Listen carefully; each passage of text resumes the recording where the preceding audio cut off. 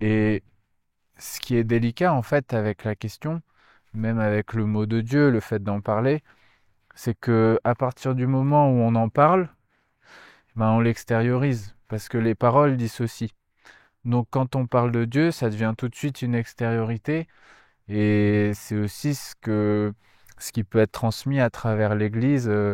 C'est un peu ce message-là, comme si Dieu était sans cesse à l'extérieur. Mais c'est vraiment ce qui est délicat dans le fait d'en parler parce que quand on n'en fait pas l'expérience à l'intérieur de nous, dans notre cœur, eh bien, on ne peut pas le comprendre.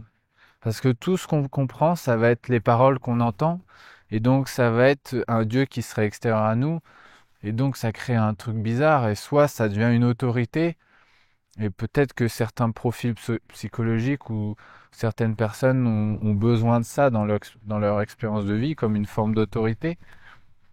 Mais donc soit ça répond à un besoin, cette autorité-là, soit ça crée au contraire du rejet vis-à-vis des gens qui trouvent ça absurde ou en qui, enfin, ou chez qui ça résonne pas.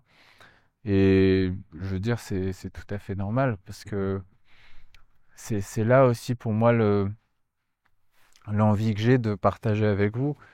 C'est, je sais pas, c'est peut-être de témoigner ou d'essayer d'exprimer ce qui se passe à l'intérieur de soi quand on renoue avec soi.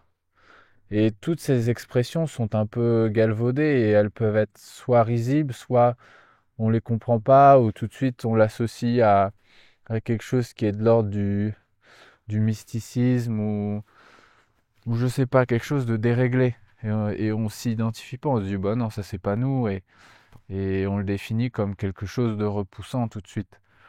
Mais moi écoutez, je m'en fiche, j'ai rien à prouver. Mais en revanche, ce que je sais, c'est l'expérience qui peut être agrandie à l'intérieur de nous. Il n'y a que ça qui compte.